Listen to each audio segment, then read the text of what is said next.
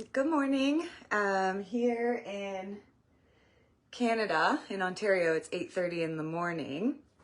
I'm going to mix up the beginner bread recipe that we have. So my name's Sarah. I started the Sourdough for Beginners group. It grew like crazy. I can just tell that lots of people want to learn about sourdough, and it's really hard. It's confusing. And so what I've done is compiled all of the things that I learned as a beginner into easy to use tutorials. I created a page also called Sourdough for Beginners. If you just hit @Sourdough for Beginners, it should come up. You should give it a follow.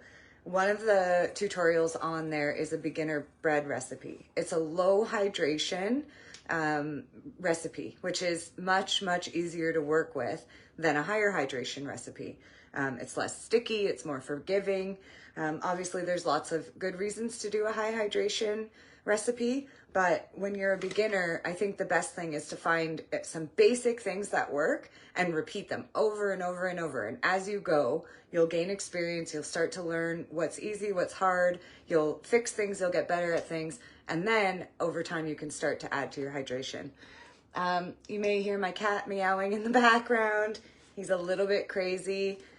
He tends to talk back to me. I'm alone in the house an awful lot, so just ignore him. All right, so what do I have? This is one of my starters, and her name is Mama, and she's very active and happy. This is a really great starter. I fed her last night at about 10 p.m. So it's been about 10 hours. As you can see, she's doubled, she's bubbly, she's at her peak, she's active and ready to go. I have another starter. This one's named Sleepy. I usually keep her stored in the fridge and just feed her once a week and then pull her out on the weekends when I want to bake a lot of bread. So I'm probably not going to use her today. I fed her last night. She's doubled. I'm probably going to stir her down, feed her one more time, and stick her in the fridge till next week. Because at the moment, I'm actually sitting on quite a lot of dough. Yesterday, I mixed up a high hydration recipe, and it's actually just in the process of bulk proofing. So I mixed this last night, did all the stretch and folds, and then stuck it in the fridge overnight because I wanted to go to bed. So now I've pulled it out to finish its bulk proof. And then I also have this low hydration recipe, which same thing, mixed it up last night, did the stretch and folds and stuck it in the fridge, and now it's going to finish bulk proofing. And I'm working on making some videos to go along with the tutorials. So today we're going to take 120 grams from our starter. We're going to mix it with 680 grams of water. I've just got regular tap water. We're on a well here in Ontario. Our water's really fantastic. So I like using it. I think well water's full of minerals and all sorts of things. So 120 grams of starter, 680 grams of water. And remember, this recipe is on the Sourdough for Beginners page. And then I've got a few different kinds of flours. So I'm getting low on bread flour. I have to go shopping tomorrow. So I'm going to use whatever's left in here. I'm going to use about 150 grams to 200 grams of this nice spelt flour. And then I'm just going to top it all the way up to 1,000 grams with all-purpose flour. And then lastly, of course, I've got like a nice Himalayan pink sea salt, and 20 grams of that's going to go in. So I'm just going to turn my phone down and point it at the bowl and show you guys how I mix. And then after we're done mixing up the dough, we'll feed our starter. And we will get through this. And then if you've got any questions, definitely post them. I'll try and look. Otherwise, I'll go through the comments afterwards and answer any questions that you might have. So let's change this a little. That looks good. Great. Okay, so our starter. I don't clean my jar every day. I don't change it. I do keep a sealed lid on it. I personally don't do the loose lid or the cheesecloth cover. I think it attracts fruit flies and bacteria that don't need to be in here. The only bacteria you need for your starter is the fermented flour and water. So when I open it, lots of crackly stuff falls off. But there's my starter. Nice and happy. It smells so good. super sour. Like, it makes your eyes water a little bit if you take a big whiff of it. I think it's funny to try and make my family do it all the time. So I'm just going to stir it down. Give it a good mix. Turn on my scale. So I've got my scale tared to include my bowl. So I'm just going to look for 120 grams. So I'm just going to dump this starter in. It's about 75. 109. 114. Great. All right. I'm just going to set my starter aside for a minute, and after I'm done mixing, I'll refeed it. So I'm just going to leave it sitting on the counter. So next we need 680 grams of water. So I've hit 0 on my scale again and tared it back to 0 with the bowl and the starter on it, and I'm just going to watch for 680 grams.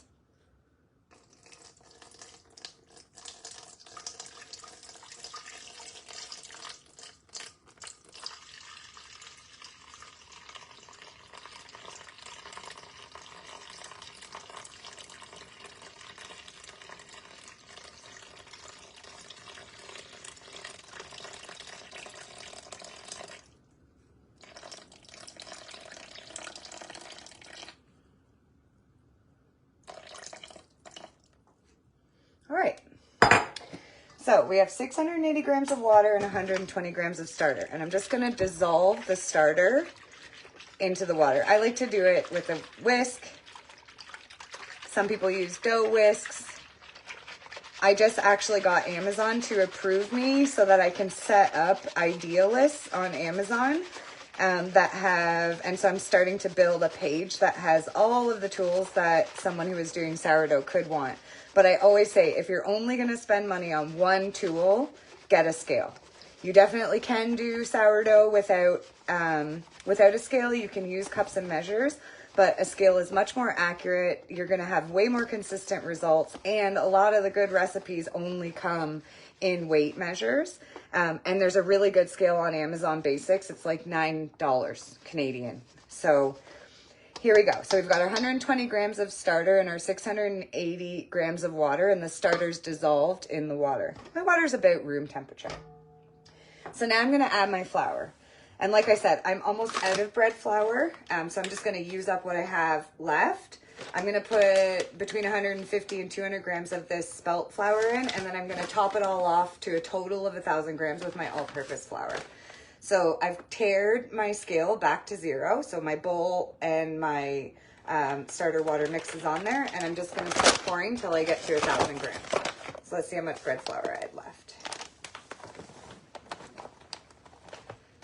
That's about 380 grams of bread flour. I'll be honest, I mix flours all the time. I get to Saturday or Sunday and it's time for my next grocery store trip, and I'll just use up all of my flours. Okay, so I'm gonna we're at 380, let's go 480, let's go to 550 with the spelt. The mix of flour doesn't really matter as long as you get a total of 1,000 grams. The big thing is that these sturdier flours, so this would include spelt flour, rye flour, whole wheat flour, even oat flour, add some strength to your dough. I find that whole wheat flour, if I really want to get my dough to bulk proof really fast, I'll use whole wheat flour. I don't know why, but whole wheat flour tends to just proof so much quicker than everything else. So for the beginner recipe, you just need 1,000 grams of flour. I wouldn't recommend going over 20% of a hearty flour, but you can use any mix you want. So I'm at about 552 total for right now with a mix of spelt and bread flour. So now I'm just gonna top up to 1,000 with my all-purpose flour. Hopefully I've got enough in here, but let's see. 800. I'm way down at the bottom of my bag now. All right.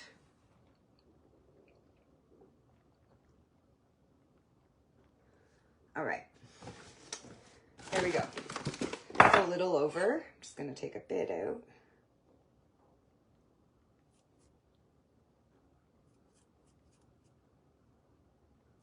And I'm just going to throw this back in my jar, my measuring cup, and I'll use it to feed my starter in a little while.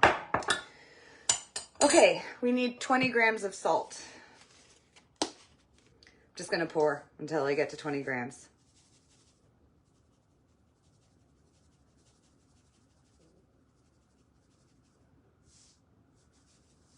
Perfect. It's that simple. So there's lots of different ways that you can mix your dough. There's auto-lease and fermento-lease and all of these different things that you can do. And over time, you can start to learn about these things and figure out which one works best for you. Some people mix their flour with their water, leave it sitting for an hour to let it start to ferment, then mix in their starter, then add in their salt.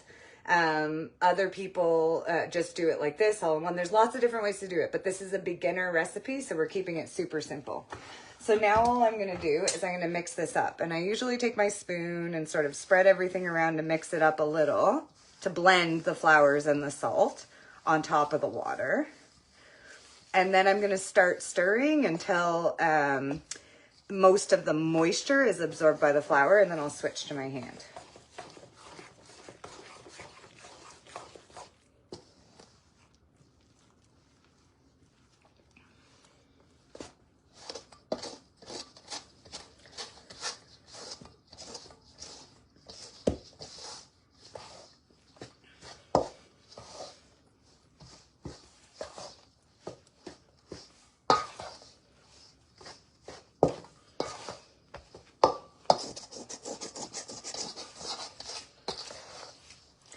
So as you can see, as this one's mixing, it's kind of, I wouldn't say it's dry, but it's shaggy.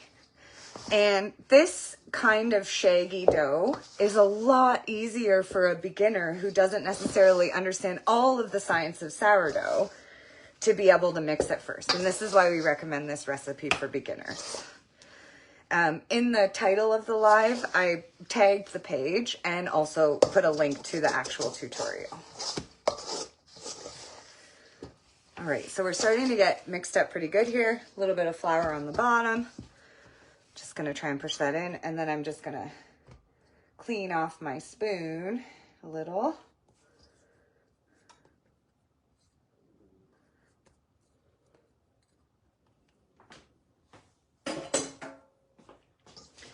And I'm just gonna mix this up.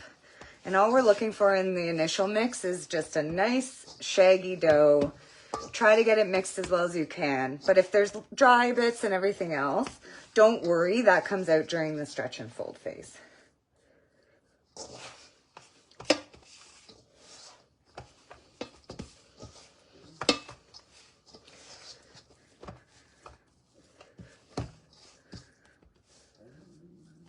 Quite sticky, but there's doughs that you can mix that have 10, 15, 20% more water than this, and it's much stickier. And when you're not used to it, when you don't have a ton of practice with working with dough and understand how it works, it's much, much harder. All right, so I've got a good mix here. I'm gonna wash my hand. And what I'm gonna do next is the following. I'm gonna cover this up with saran wrap, and then I'm gonna do some stretch and folds. Just give me 1 second to rinse my hand here, and I'll explain the rest of the process. And then one of the questions we always get is, how do I manage time? I have a job, I have kids, and we can talk about all that as well. Just hang on 1 sec.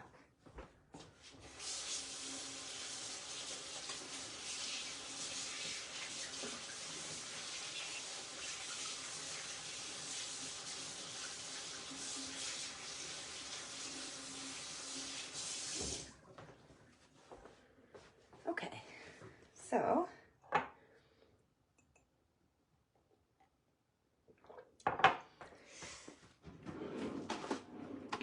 gonna just cover this.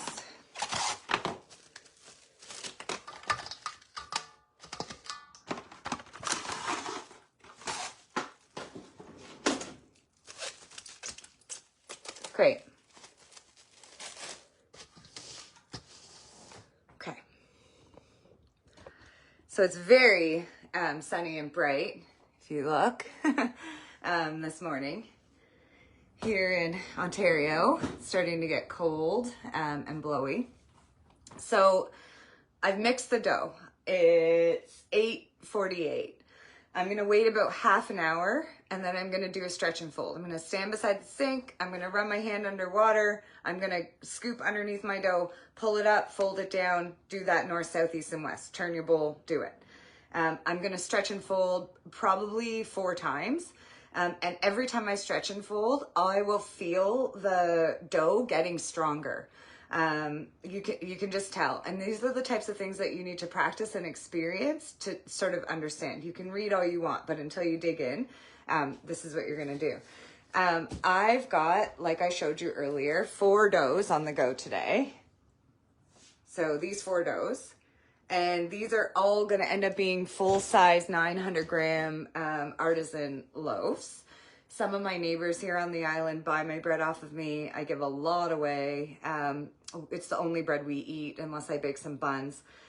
So with this mix today, normally what I would do is I would stretch and fold it and I would stick it in containers, and I'll show you this. So what I do is I take a container, I push my dough into it, try and get it as level as I can, and I mark its height. I just use a Sharpie, and this just washes off when I do the dishes. But by marking its height where it is, I can then watch it as it grows. So I'll show you this one. This one actually looks quite good. So this is a much higher hydration dough, and you can see my red lines down here. This dough is starting to rise. The sun is a little bit crazy. Let's see if we can maybe turn this way. Okay, so here, see where my red line was?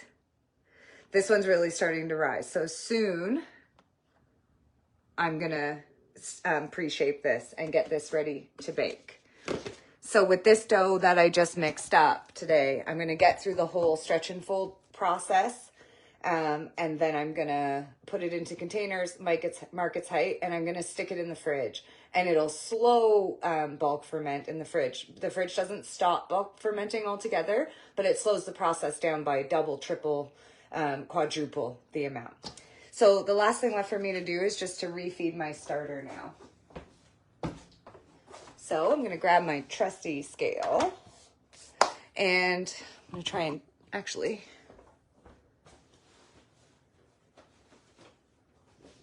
gonna close that curtain because the sun is blinding me. Okay, so my starter, I feed it 60 grams of water and 60 grams of flour, and then I take 120 out. With the beginner sourdough recipe, the starter amount is 120 grams, so I can just take it out. I don't ever have to technically discard. But if I do discard, so I mentioned earlier that I'm going to feed Sleepy, but I only usually use this one once a week. So I'm going to discard, feed, and then stick this in the fridge, and it'll be good for a week. What I'll do with this one is I'll discard into my discard jar, and this just stays in my fridge all the time, and I use it in discard recipes. So I make the brown butter chocolate chip cookies, I make scones, I make, whatever. My daughter's always coming to me saying, you should make pumpkin bread with chocolate chips in it or whatever it is. And I just hit Google and find a discard recipe. I'm thinking of doing pie crust soon and with sourdough discard and making some butter tarts. Okay, so here is my starter that I just used. I'm just gonna clean up the sides of it as much as I can. And I'm gonna stick it on my scale. I'm gonna tare my scale to 0. Put some flour. All right, I'm gonna feed it 60 grams of flour.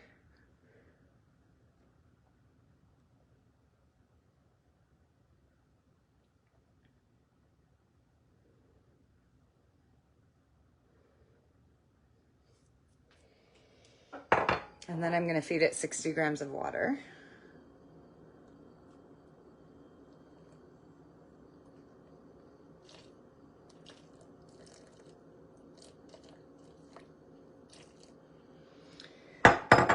And I'm gonna mix it up really good. I just use a butter knife and these containers that I get from a lady in the neighborhood who makes her own pickles. I found a really cool sourdough starter kit on Amazon that's got a neat little spatula that I'm super interested in. I put it on that Amazon idea list that I'm building. I'll post some links. I actually posted a post in the group recently where I was trying to get people to help me with what should be in that list of tools and things that people would want. If you search my name in the group, you should be able to find it. Definitely tell me. But for me, I'm finding a butter knife is working. So, Mama's all remixed. I'm just gonna put the elastic where she was, or at about the height. And then I'm just gonna show you. I store my starter, if I'm using it a lot, right here beside my stove. And the kind of stove that I have, you can see that the stove vents out the top there. My house isn't super cold or super warm. It's pretty average. But if I'm baking actively, then I'll feed my starter, I'll leave it beside the stove. And then throughout the day when the stove's running to cook the bread or when I'm cooking supper or whatever it may be, that heat's helping my starter grow nicely. So a lot of people are saying, oh, well, it's really cold in my house. I definitely recommend storing it there.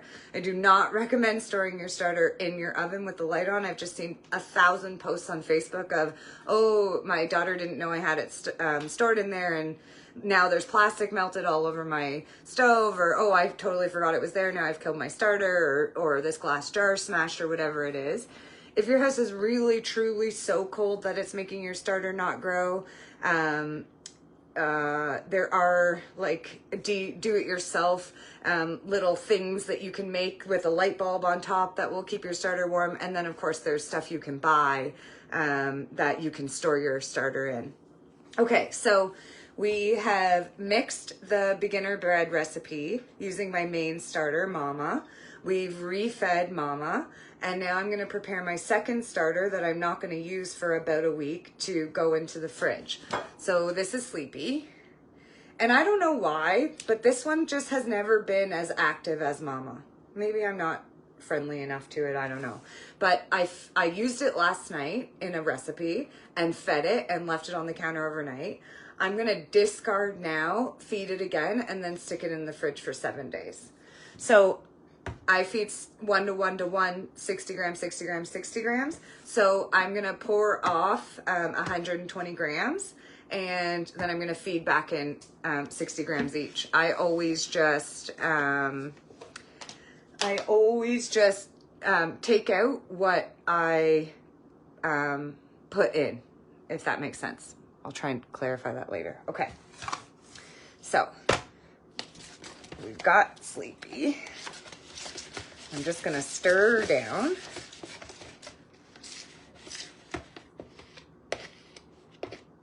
And I'm going to take my discard jar. So I'm going to tear my scale so that my discard jar is at 0. I'm going to dump 120 grams out of Sleepy into my discard jar. Okay, here we go. 120 grams.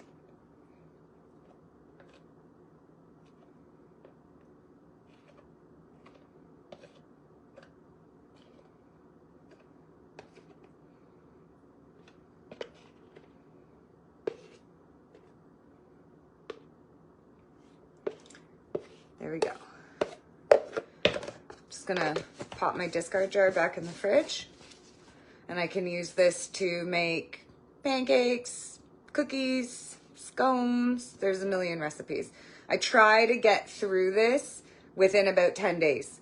I don't know how long it keeps in the fridge. Maybe somebody else does. But I imagine it probably keeps in the fridge indefinitely. It's just flour and water. But I try to keep it stored in the fridge. It smells very sour-y. Okay, I'm just going to put this away.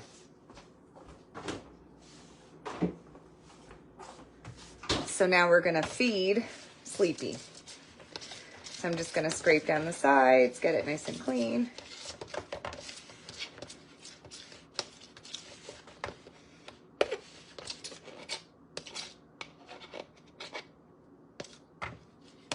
Beauty. Now I'm gonna add 60 grams of flour.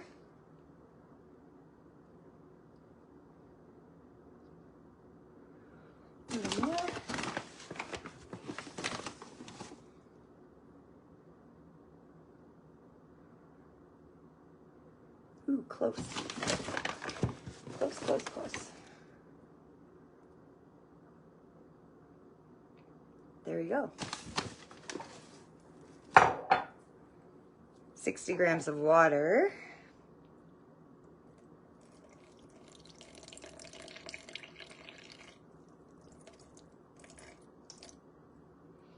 Great. Mix it up.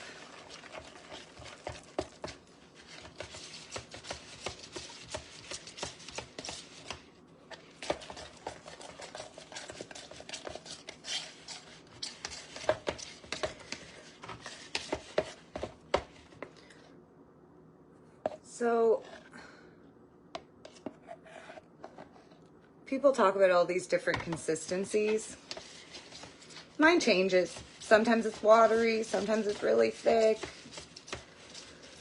You know, you can never get exactly the same volume all the time. Your environment affects it. I don't usually worry about it. Super laid back. All right. So we'll stir that down. Get the lid on. Got the height marked with an elastic. And now I'm just gonna stick it in the fridge. And I will either wait a week or use it.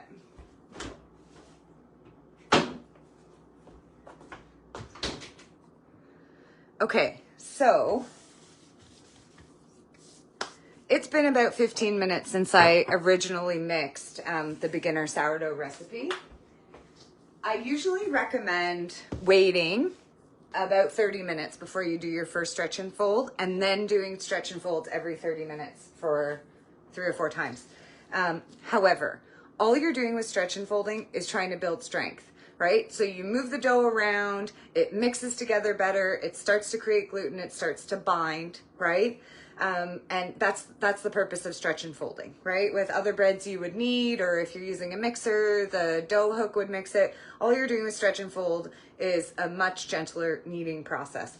So I just mixed this batch, which is the beginner sourdough recipe that's on the Sourdough for Beginners page. And I'm going to do the first stretch and fold just so that you can see. You can adjust your time. You can wait 15 minutes. You can wait 30 minutes. You can forget about it for an hour. As long as you build enough gluten and strengthen it, then you're good. So I'll show you how it looks now.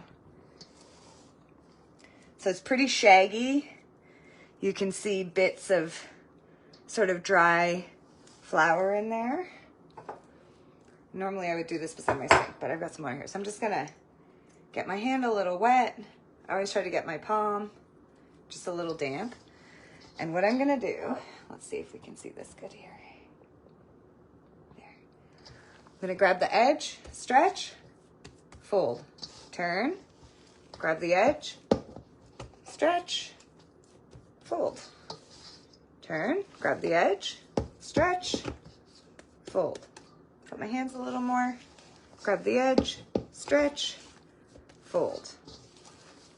You can see right after even the very first stretch and fold, the dough starts to look smoother, starts to be a little bit shiny. So all we're doing is building strength.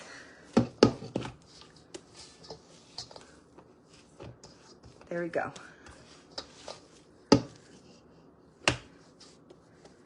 I'm just going to show you one of my other doughs so that you can see what we're looking for. Let me rinse my hands.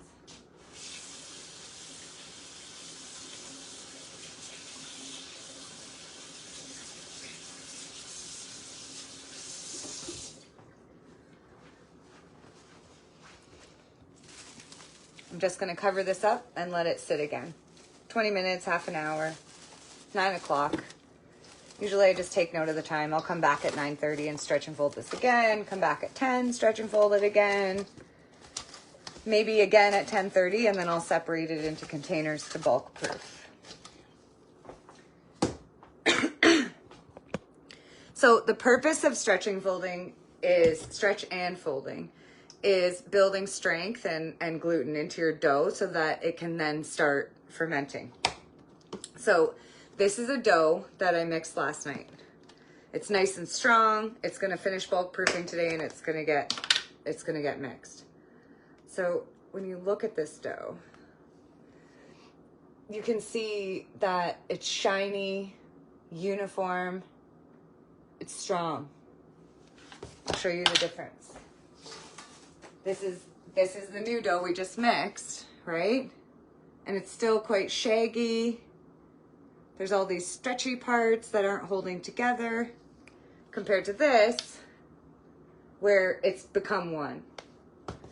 So when you're stretch and folding the beginner recipe, all you're doing is looking for it to start holding together. When you reach into stretch and fold and it all comes together, you're there. 3-4 times max. I'll show you just a higher hydration.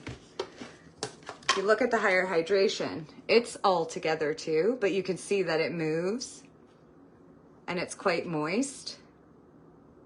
It's much harder to work with.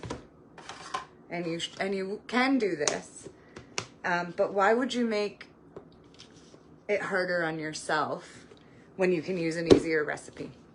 Okay, I'm gonna sign off.